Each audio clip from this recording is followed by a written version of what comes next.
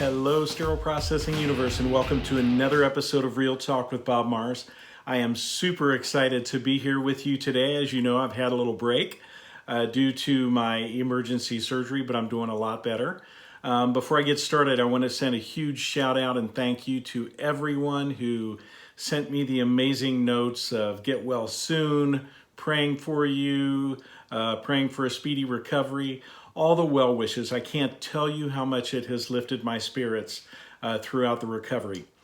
I'm not quite at 100% yet, but I hope to be there soon. Still waiting on my my right arm and my right hand to wake up a little bit. So I know they will, and it's just a matter of time until I'm back 100%. But at any rate, I just want to thank you all, and I can't tell you how much it meant to me.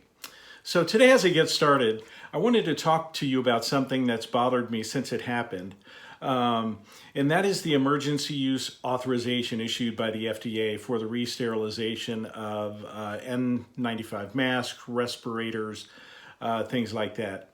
The first thing I'd like to say is that during desperate times, they often require desperate measures, and that's where we were. We didn't have enough PPE for our frontline healthcare workers here in the United States, and that's frightening.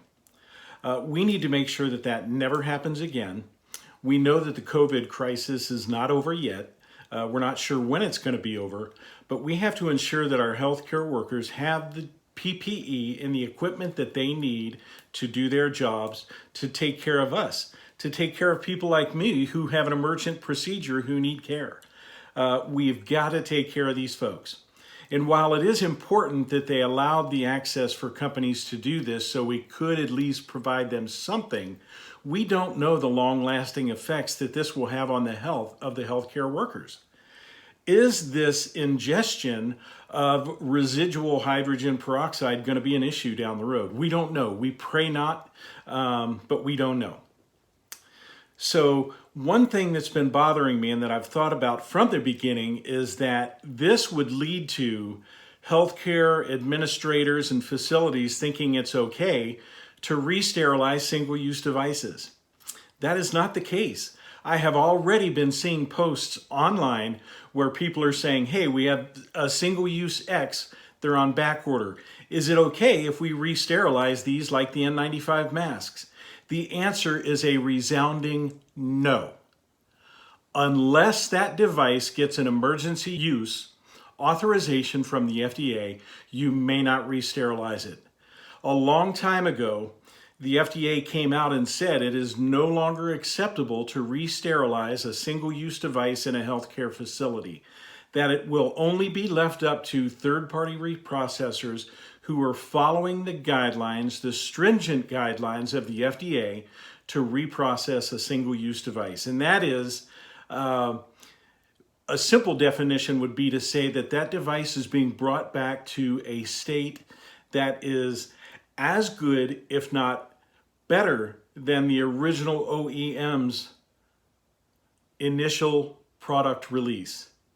So it's vitally important that everyone listen to me. You may not re-sterilize a single-use device in your facility regardless of what you hear, what you see, what somebody tells you, until that device has an emergency use approval from the FDA.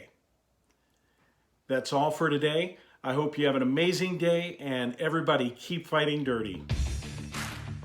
Aesculap, a global leader in rigid sterile containers, surgical instruments, and surgical asset management consulting, understands the daily challenges a sterile processing department faces to meet demanding OR schedules. Backed by more than a century of industry experience and equipped with specialized tools and methodology, the Aesculap team is dedicated to helping hospitals optimize their perioperative performance, enabling them to operate with greater precision.